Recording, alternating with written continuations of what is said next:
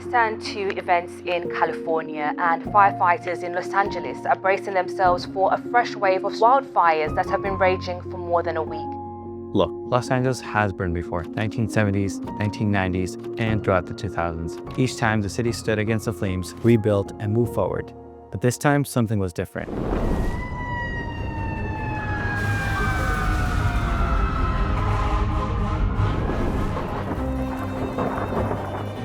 Oh my God. Oh my God. Oh my goodness. It really wiped it out, man. Oh wow, everything gone. Gone. Yeah. Dan, you've seen a few fires. Ever seen anything on this scale in LA? This is the worst one for me. Worst one I've ever seen. No question. No question.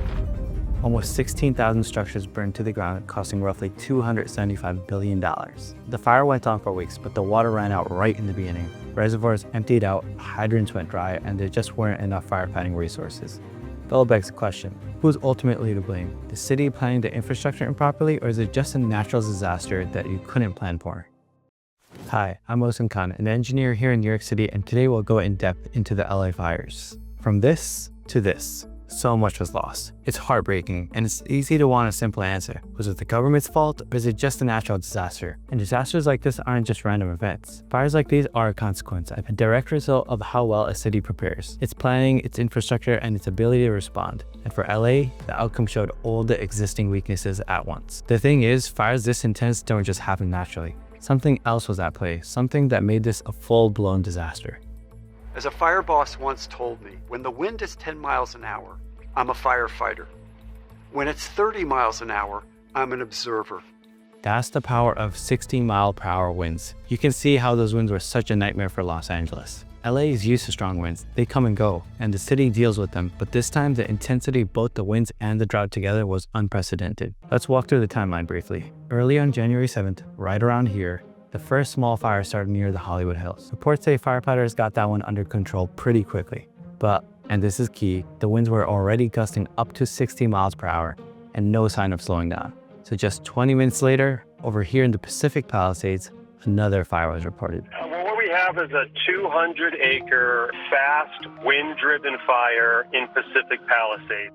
And with that much smoke, it's easy to see that the entire area was blanketed in thick black clouds. And those clouds were moving fast, straight towards the Pacific Coast Highway.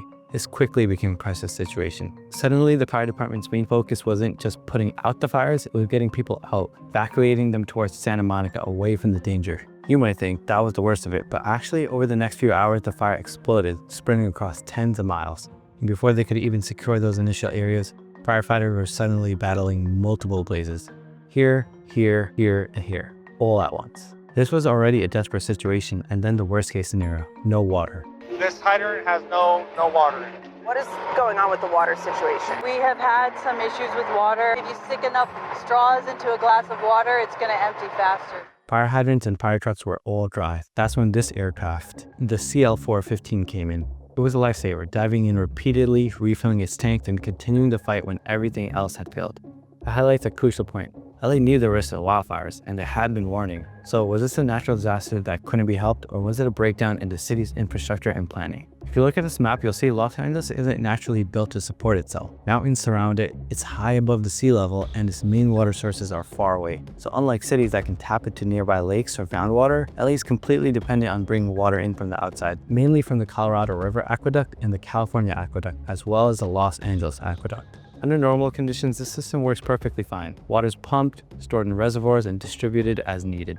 But the wildfire presents an extraordinary challenge, a sudden overwhelming demand for water that the system simply wasn't designed for. And that became clear when firefighters opened multiple hydrants at the same time. Pressure plummeted, rendering the hydrants ineffective. Some places, water tanks were emptying faster than they could be refilled. The system just couldn't handle it. During the fires, the water supply in certain areas, especially in the Palisades, just failed. It's because hydrants rely on water pressure from those gravity-fed reservoirs. So when the hydrants open, pressure goes down. And with those 3 Palisades tanks draining so fast, firefighters ended up with dry hoses. So according to sources, the reservoirs in LA were actually full before the fires, but the system failed when it was needed most. The water pressure dropped so low in some places that the hydrants were useless. And to make matters worse, there were citywide rules about water conservation, limiting how much could be used to fight the fire. By the time they got more water pumped in, it was too late. The fires were out of control. Even with unlimited water, this fire would have been incredibly difficult to fight. Reports indicate that LA's firefighters were seriously outnumbered, and the resources are really only designed for typical wildfires. But this was 5 fires at once. Everything they had, their trucks, their training, just wasn't enough. This scale of disaster would have overwhelmed any fire department anywhere in the world. But maybe there's a bigger problem here, a problem with the city's own infrastructure. This isn't new. Experts and researchers have been warning about the risk for LA for years. This chart shows the annual rainfall in Los Angeles. See all those blue lines? And then you see this black line? This one represents the 2024 to 2025 rainfall season, and it's the lowest it's been in a long time.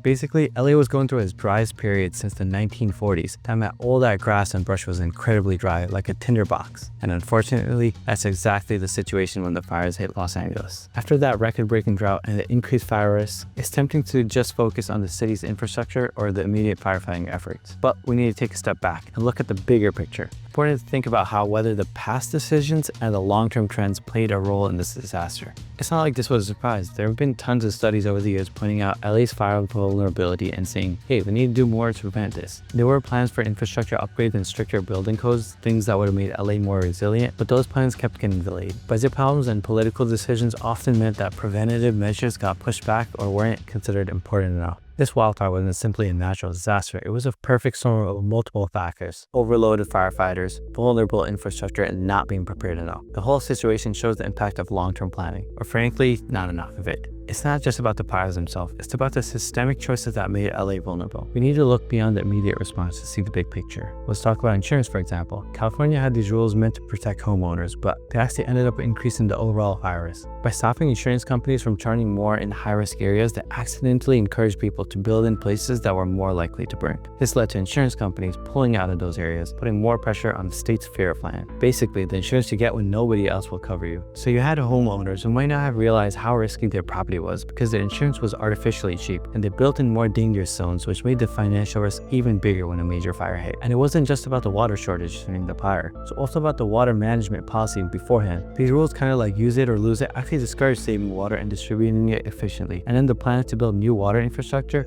things like desalination plants and bigger reservoirs, those were constantly getting delayed. So LA was still heavily dependent on imported water with not much in reserve for emergencies. Lack of investment and slow progress on water infrastructure likely made the water shortages during the fires even worse, potentially hurting the firefighters' ability to do the job. And then on top of that, the LA Fire Department itself was facing budget pressures. Repeated budget cuts meant they had to get rid of civilian support staff and limit overtime for firefighters. These cuts likely affected how prepared they were and how they could respond. Fewer civilian staff meant firefighters had to do more paperwork, potentially taking time away from training. And less overtime meant they couldn't easily call in extra firefighters during high-risk periods or when multiple fires were burning, which is exactly what happened here. And then there's the whole issue of clearing brush and debris, another area where things might have gone wrong. Critics suggested that the state rules about clearing brush around homes and in areas where wildlands meet cities might not have been strong enough, or maybe they weren't enforced properly. If that's the case, it could have led to a buildup of dry vegetation, basically fuel for the fire. This extra fuel can act like ladders, helping the fire spread faster and burn hotter. So how well they managed all that flammable vegetation, whether it was due to weak rules or not enough resources, is another factor that could have made the fire worse. The recent LA wildfires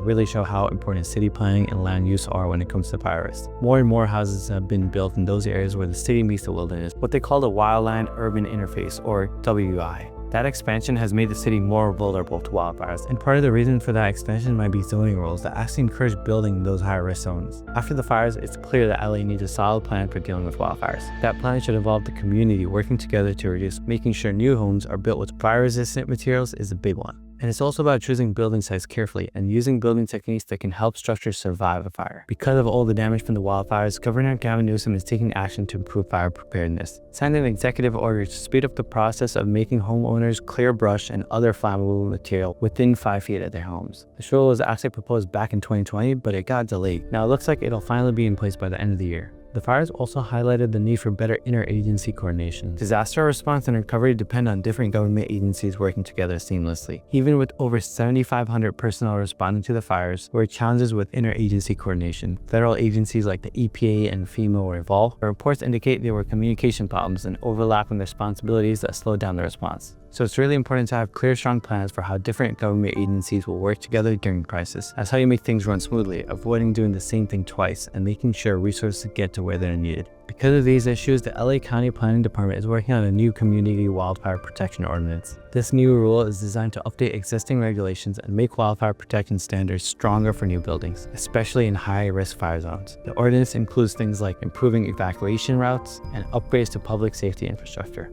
But ultimately, all these efforts are connected to a larger issue of climate change. Studies show that the warming trend, mainly from burning fossil fuels, has made this kind of hot and dry, windy conditions that fires love roughly 35 times more likely in Los Angeles. So California is stepping up its game now. Governor Gavin Newsom declared a state of emergency to speed up projects that reduce wildfire risk and improve forest management. This means they can bypass some of the usual environmental regulations to get things done quicker. And then there's this. California's Wildfire and Forest Resilience Action Plan is basically a roadmap for tackling wildfires, promoting healthy forests and wildlands, and improving the state's ability to deal with climate change. So these policies are a step towards addressing the factors that make wildfires worse, with a focus on being sustainable and environmentally friendly. But it's not a quick fix. Los Angeles has a long way to go, rebuilding, restructuring, and fundamentally changing its approach to wildfire resilience. More than just natural events, these wildfires are a test of the city's preparedness. The key issue is whether LA will be in a better position to handle the next fire. Let me know what you think about the LA fires. That's it for today. Until next time.